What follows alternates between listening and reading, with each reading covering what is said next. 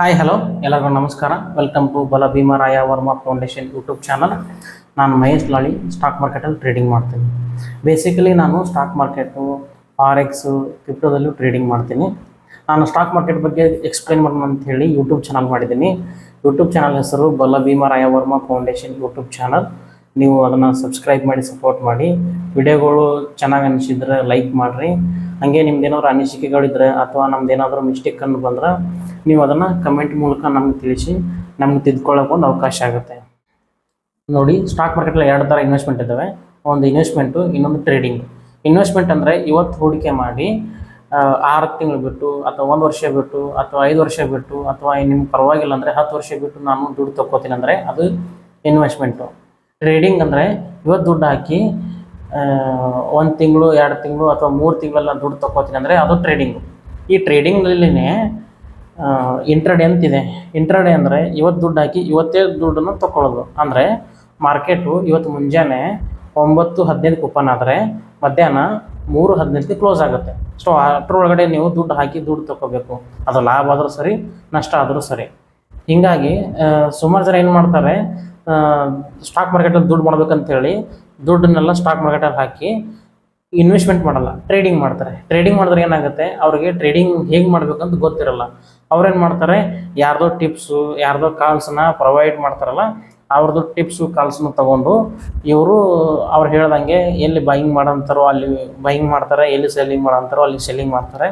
So ಇವರು ಈ ಥರ ಮಾಡ್ತಾ ಹೋಗಿ ದುಡ್ಡನ್ನು ಕಳ್ಕೊತಾರೆ. ಏನಾಗುತ್ತೆ, ಅವರಲ್ಲಿ ಪ್ರಿಡಿಕ್ಷನ್ ಮಾಡಿ ಹೇಳೋರು ಕರೆಕ್ಟ್ ಹೇಳ್ತಿರ್ಬೋದು, ಬಟ್ ಇವ್ರೇನು ಮಾಡ್ತಾರೆ, ಎಕ್ಸಿಕ್ಯೂಟ್ ಮಾಡುವಾಗ ಮಿಸ್ಟೇಕ್ ಮಾಡ್ತಾರೆ. ಅಥವಾ ಇವರು ಎಕ್ಸಿಕ್ಯೂಟ್ ಮಾಡುವಾಗ ಕರೆಕ್ಟಾಗಿ ಎಕ್ಸಿಕ್ಯೂಟ್ ಮಾಡ್ತಾ ಇದ್ದರೆ ಅವರಲ್ಲಿ ಹೇಳೋರು ಮಿಸ್ಟೇಕ್ ಮಾಡಿರ್ತಾರೆ. ಸೊ ಇಬ್ಬರು ನಡುವೆ ಏನೋ ಒಂದು ಕಮ್ಯುನಿಕೇಷನ್ ಗ್ಯಾಪ್ ಆಗಿ ಅಲ್ಟಿಮೇಟ್ ಆಗಲಿ ನಿಮ್ಮ ದುಡ್ಡನ್ನೇ ಕಳ್ಕೊತೀರ ನೀವು. ಅವ್ರೇನು ಮಾಡ್ತಾರೆ, ಸ್ಟಾಕ್ ಮಾರ್ಕೆಟಲ್ಲಿ ಸ್ವಲ್ಪ ಟ್ರೇಡಿಂಗ್ ಮಾಡಿ ದುಡ್ಡು ಕಳ್ಕೊತಾರೆ. ಆ ಅಮೌಂಟನ್ನು ರಿಕವರಿ ಮಾಡೋಕ್ಕೋಸ್ಕರ ಮತ್ತೆ ಸಾಲ ಸೂಲ ಮಾಡಿ ಮತ್ತೆ ದುಡ್ಡು ತೊಗೊಂಡು ಮತ್ತೆ ಟ್ರೇಡಿಂಗ್ ಮಾಡಿ ಹಾಕ್ತಾರೆ, ಮತ್ತೆ ದುಡ್ಡು ಕಳ್ಕೊತಾರೆ. ಹೀಗಾಗಿ ಅವರು ಸ್ಟಾಕ್ ಮಾರ್ಕೆಟ್ನ ಗ್ಯಾಮ್ಲಿಂಗ್ ಥರ ಅನ್ಕೊಂಡ್ಬಿಡ್ತಾರೆ. ಸೊ ಹಂಗಾಗಬಾರ್ದು. ನನ್ನ ಆಸೆ ಏನಂತಂದ್ರೆ, ಟ್ರೇಡಿಂಗ್ ಮಾಡೋದೇ ಆದರೆ ಪ್ರಾಪರಾಗಿ ಟ್ರೇಡಿಂಗ್ ಮಾಡಿ. ನೀವು ಟ್ರೇಡಿಂಗ್ ಹೇಗೆ ಮಾಡೋದು ಅಂತ ನಾನು ಹೇಳ್ಕೊಡ್ತೀನಿ. ಟ್ರೇಡಿಂಗ್ನಲ್ಲಿ ದುಡ್ಡು ಏನು ಮಾಡೋದಾದರೆ ಕರೆಕ್ಟಾಗಿ ಟ್ರೇಡಿಂಗ್ ಮಾಡಿ ದುಡ್ಡು ಮಾಡಿ. ಇನ್ನು ಕೆಲವು ಜನ ಸ್ಟಾಕ್ ಮಾರ್ಕೆಟಲ್ಲಿ ದುಡ್ಡು ಮಾಡಬೇಕಂತ ಆಸೆ ಹೊತ್ತಿದ್ದೀರಿ, ಬಟ್ ನಿಮಗೆ ಎಲ್ಲಿ ದುಡ್ಡು ಹಾಕಬೇಕು, ಹೇಗೆ ಟ್ರೇಡಿಂಗ್ ಮಾಡಬೇಕು, ಎಲ್ಲಿಂದ ದುಡ್ಡು ತರಬೇಕು ಅಂತ ಗೊತ್ತಿರಲ್ಲ. ಸೊ ನಾನು ಎಲ್ಲ ಪಿನ್ ಟು ಪಿನ್ ನಾನು ನಿಮ್ಗೆ ಹೇಳ್ತೀನಿ. ನಾ ಹೇಳ್ದಂಗೆ ಸ್ಟೆಪ್ ಬೈ ಸ್ಟೆಪ್ ನೀವು ಫಾಲೋ ಮಾಡ್ತಾ ಹೋದರೆ ನೀವು ಟ್ರೇಡಿಂಗ್ ಹೇಗೆ ಮಾಡೋದು ಕಲಿತೀರಿ. ಆಮೇಲೆ ನಿಮ್ಮದು ಮೈಂಡ್ ಬಿಲ್ಡ್ ಆಗುತ್ತೆ. ಆಮೇಲೆ ನಿಮಗೂ ಎಕ್ಸ್ಪೀರಿಯನ್ಸ್ ಸಿಗುತ್ತೆ. ಹಾಗೆ ನಾನು ಒಂದು ದೊಡ್ಡ ನಿರ್ಧಾರ ಮಾಡೀನಿ. ಏನಪ್ಪ ಅಂತಂದ್ರೆ, ನನ್ನಷ್ಟಕ್ಕೆ ನಾನೇ ಒಂದು ಚಾಲೆಂಜ್ ತೊಗೊಂಡಿನಿ. ಏನಂದ್ರೆ, ನಾನು ನಿಮ್ಮ ಜೊತೆ 16,000 ಅಮೌಂಟ್ ಇಟ್ಕೊಂಡು ಟ್ರೇಡಿಂಗ್ ಸ್ಟಾರ್ಟ್ ಮಾಡ್ತೀನಿ.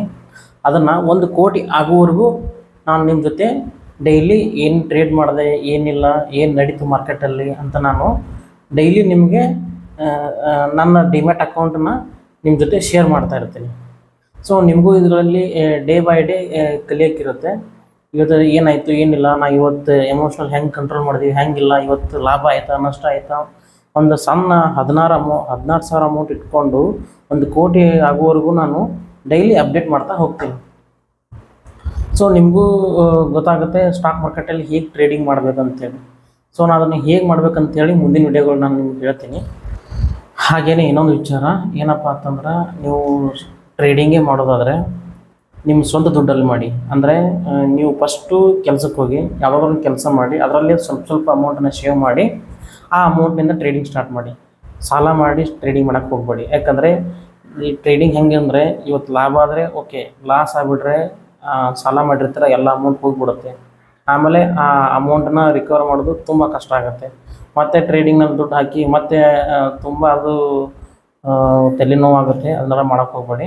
ಫಸ್ಟು ನೀವು ಟ್ರೇಡಿಂಗ್ ಮಾಡ್ಬೇಕಂತ ಅಂದ್ಕೊಂಡ್ರೆ ನಾನು ಸ್ಟೆಪ್ ಬೈ ಹೇಳ್ತಾ ಹೋಗ್ತೀನಿ. ನೀವು ಅದನ್ನು ಕಲಿತಾ ಹೋಗಿ. ಆಮೇಲೆ ನೀವು ಫಸ್ಟಿಗೆ ಒಂದು ಕೆಲಸ ಹುಡ್ಕೊಳ್ಳಿ. ಆ ಕೆಲಸದಲ್ಲಿ ಇಂತಿಷ್ಟು ಅಮೌಂಟನ್ನು ತೆಗೆದಿಟ್ಟು ಟ್ರೇಡಿಂಗ್ ಅಂತ ಹಾಕಿ. ಒಂದು ವೇಳೆ ದುಡ್ಡು ಹೋದ್ರೂ ನಿಮಗೆ ಖುಷಿ ಇರುತ್ತೆ. ಯಾಕಂದರೆ ನಿಮ್ಮ ದುಡ್ಡು ಇರುತ್ತೆ, ಯಾರೂ ನಿಮಗೆ ತೊಂದರೆ ಮಾಡಲ್ಲ.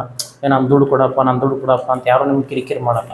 ನಿಮ್ಮ ದುಡ್ಡಿದ್ದರೆ ನಿಮ್ಗೆ ಯಾರೂ ತೊಂದರೆ ಮಾಡಲ್ಲ. ಸೊ ನೀವು ಆರಾಮಾಗಿರ್ಬೋದು ದುಡ್ಡು ಹೋದ್ರೂ. ಸೊ ನೀವು ಫಸ್ಟ್ ಕೆಲಸಕ್ಕೆ ಸೇರ್ಕೊಳ್ಳಿ.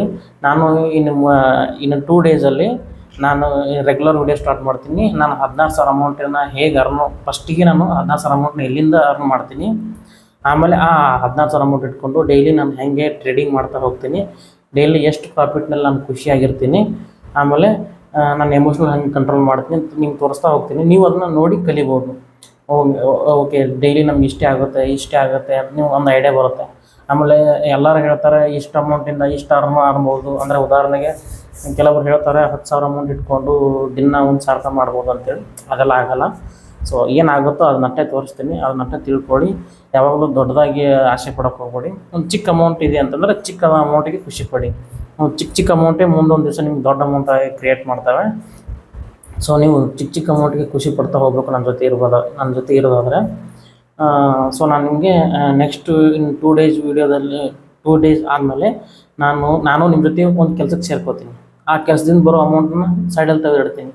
ಆ ಅಮೌಂಟನ್ನು ನಾನು 16,000 ಅಮೌಂಟ್ ಫಸ್ಟಿಗೆ ಅರ್ನ್ ಮಾಡ್ತೀನಿ. ಆ 16,000 ಅಮೌಂಟಿಂದ ನಿಮ್ಮ ಜೊತೆ ಡೈಲಿ ಟ್ರೇಡಿಂಗ್ ಮಾಡ್ತಾ, ನಿಮ್ಮ ಜೊತೆ ಅಪ್ಡೇಟ್ ಮಾಡ್ತಾ, ನನ್ನ ಅಕೌಂಟ್ನ ನಿಮ್ಮ ಜೊತೆ ಶೇರ್ ಮಾಡ್ತಾ ಹೋಗ್ತೀನಿ. ಸೊ ನಿಮಗೂ ಐಡಿಯಾ ಬರುತ್ತೆ. ಯಾಕಂದರೆ ಬಿಗ್ನರ್ಸ್ಗಳಿಗೆ ಹ್ಯಾಂಗೆ ಹ್ಯಾಂಡಲ್ ಮಾಡೋದು, ಎಲ್ಲಿಂದ ದುಡ್ಡು ತರೋದು, ಹೇಗೆ ತರೋದು ಅಂತ ಗೊತ್ತಿರಲಿಲ್ಲ. ಸೊ ಅದನ್ನು ನಾನೇ ಸ್ಟಾರ್ಟ್ ಮಾಡ್ತೀನಿ. ನೀವು ಕಂಟಿನ್ಯೂ ಮಾಡಿ. ಬಟ್ ನನ್ನ ನೋಡಿ ನೀವು ಇನ್ಫ್ಲೂಯೆನ್ಸ್ ಆಗೋಂಗಿಲ್ಲ. ನೀವು ಬೇರೆ ಬೇರೆ ಕ್ಯಾಟಗರಿನ ಯೂಸ್ ಮಾಡ್ಕೊಳ್ಳಿ. ಬೇರೆ ಬೇರೆ ಕ್ಯಾಟಗರಿನ ಚಾಯ್ಸ್ ಮಾಡಿಕೊಂಡು ಅಲ್ಲಿ ಕೆಲಸ ಮಾಡಿ ಇಂತಿಷ್ಟ ಅಂತ ಅಮೌಂಟ್ ತೆಗೆದುಬಿಟ್ರೆ ಮಿನಿಮಮ್ 16,000 ಅಮೌಂಟಿಂದ ಟ್ರೇಡಿಂಗ್ ಸ್ಟಾರ್ಟ್ ಮಾಡಬೇಕು. ತುಂಬ ಆಸೆ ಪಡುವಂಗಿಲ್ಲ. ಒಂದು ಸಣ್ಣ ಅಮೌಂಟಿಗೆ ಆಸೆ ಪಡ್ತಾ ಹೋಗಬೇಕು. ಇವತ್ತು ಸಣ್ಣ ಅಮೌಂಟಿಗೆ ನೀವು ಖುಷಿ ಪಡಿ, ಮುಂದೊಂದು ದಿವಸ ದೊಡ್ಡ ಅಮೌಂಟ್ ಸಿಗುತ್ತೆ. ಸೊ ಕನ್ಸಿಸ್ಟೆಂಟಾಗಿ ನಾವು ಟ್ರೇಡಿಂಗ್ ಮಾಡ್ತಾ ಹೋಗೋಣ. ನಮ್ದು ಎಷ್ಟೇ ಲಾಸ್ ಆಗಿದ್ದರೂ ಅದನ್ನು ನಾವು ಕನ್ಸಿಸ್ಟೆಂಟಾಗಿ ನಾವು ಟ್ರೇಡಿಂಗ್ ಮಾಡ್ತಾ ಹೋದರೆ, ಒಂದು ಸ್ವಲ್ಪ ಅಮೌಂಟಿಗೆ ಖುಷಿ ಪಡ್ತಾ ಹೋದರೆ, ನಮ್ಮ ಎಷ್ಟೇ ಪ್ರಾಬ್ಲಮ್ಸ್ ಇದ್ದರೂ, ನಮ್ದು ಎಷ್ಟು ಹಣಕಾಸಿನ ವ್ಯವಹಾರ ಹದಗೆಟ್ಟಿದ್ರೂ ಅದು ಸಾಲ್ವ್ ಆಗ್ತಾ ಹೋಗುತ್ತೆ. ಬಟ್ ಸ್ವಲ್ಪ ಟೈಮ್ ಇನ್ವೆಸ್ಟ್ಮೆಂಟ್ ಮಾಡಬೇಕು. ಅಂದರೆ ನೀವು ಒಂದು ಇಂತಿಷ್ಟು ಟೈಮ್ ಅಂತ ನೀವು ತೆಗೆದಿಡಬೇಕು. ಗ್ಯಾರಂಟಿ ಇದರಲ್ಲಿ ಸಕ್ಸಸ್ ಸಿಗುತ್ತೆ. ಹಾಗೆಯೇ ನಿಮಗೆ ಇನ್ನೊಂದು ವಿಚಾರ, ನಾನು ಫೈನಾನ್ಷಿಯಲ್ ಅಡ್ವೈಸರ್ ಇದ್ದೀನಿ. ನಾನು ಹೆಲ್ತ್ ಇನ್ಶೂರೆನ್ಸ್, ಲೈಫ್ ಇನ್ಶೂರೆನ್ಸ್ ಮಾಡಿಸ್ಕೊಡ್ತೀನಿ. ನಿಮ್ಗೆ ಯಾರಿಗಾದ್ರೂ ಆಸಕ್ತಿ ಇದ್ದರೆ ನಮ್ಮದು ಡಿಸ್ಕ್ರಿಪ್ಷನಲ್ಲಿ ನಾನು ನಂಬರ್ ಕೊಟ್ಟಿರ್ತೀನಿ. ಆ ವಾಟ್ಸಪ್ ನಂಬರ್ಗೆ ಮೆಸೇಜ್ ಮಾಡಿ, ನಾನು ನಿಮಗೆ ಮಾಡಿಸ್ಕೊಡ್ತೀನಿ. ಚೆನ್ನಾಗಿರೋ ಹೆಲ್ತ್ ಇನ್ಶೂರೆನ್ಸು, ಚೆನ್ನಾಗಿರೋ ಲೈಫ್ ಇನ್ಶೂರೆನ್ಸ್ ಮಾಡಿಸ್ಕೊಡ್ತೀನಿ. ನಿಮಗೆ ರಿಕ್ವೈರ್ಮೆಂಟ್ ಇತ್ತು, ನಿಮಗೆ ಆಸಕ್ತಿ ಇದ್ದರೆ ಮಾತ್ರ ಕಾಂಟ್ಯಾಕ್ಟ್ ಮಾಡಿ. ಹಾಗೆಯೇ ನಮ್ಮ ನನ್ನ ಚಾಲೆಂಜ್ ನಿಮಗೆ ಇಷ್ಟ ಆದರೆ, ಅಥವಾ ನಾನು ತೊಗೊಂಡಿರೋ ಡಿಸಿಷನ್ ನಿಮ್ಗೆ ಚೆನ್ನಾಗಿ ಅನಿಸಿದ್ರೆ ಕಮೆಂಟ್ ಮಾಡಿ. ನಾನು ನಿಮ್ಮ ಕಮೆಂಟ್ ಮೂಲಕ ತಿಳ್ಕೊತೀನಿ. ಹಾಗೆಯೇ ನಾವು ನೆಕ್ಸ್ಟ್ ಇನ್ನು 2 ಡೇಸ್ ಆದಮೇಲೆ ನನ್ನ ನೆಕ್ಸ್ಟ್ ವಿಡಿಯೋ ಬರುತ್ತೆ. ಅಲ್ಲಿಂದ ನಾನು ಇಲ್ಲೇನು ಹೇಳಿದ್ದೀನೋ ಆ ಮಾತನ್ನು ನಡೆಸ್ಕೊತಾ ಹೋಗ್ತೀನಿ. ಸೊ ನೀವು ಫಾಲೋ ಮಾಡ್ತಾ ಕಲಿತಾ ಹೋಗಿ. ಸ್ವಲ್ಪ ದಿವಸ ನೀವು ಬರೀ ಫಾಲೋ ಮಾಡಿ. ನೀವು ಡೈರೆಕ್ಟ್ಲಿ ಇವಾಗಲಿಂದ ಸ್ಟಾರ್ಟ್ ಮಾಡೋಕ್ಕೆ ಹೋಗಬೇಡಿ. ಸುಮ್ಮನೆ ಒಂದು ಮಾಡಬೇಕಂತ ಐಡಿಯಾ ಇಟ್ಕೊಳ್ಳಿ. ನಾನು ಮಾಡೋದನ್ನು ಕರೆಕ್ಟ್ ಮಾಡ್ತಾಯಿದ್ದೀನಿ ಫಸ್ಟ್ ಅಬ್ಸರ್ವ್ ಮಾಡಿ. ನಿಮ್ಗೆ ಸರಿ ಅನ್ನಿಸ್ತಂದ್ರೆ ಕಂಟಿನ್ಯೂ ಮಾಡಿ, ಆಯಿತಾ? ಸೊ ನಾವು ನೆಕ್ಸ್ಟ್ ವೀಡಿಯೋದಲ್ಲಿ ಸಿಗೋಣ. ನಮ್ದು ಏನಾದರೂ ಮಿಸ್ಟೇಕ್ಸ್ ಆಗಿದ್ದರೆ ನಮಗೆ ಕಮೆಂಟಲ್ಲಿ ತಿಳಿಸಿ, ನಾವು ತಿದ್ಕೋತೀವಿ.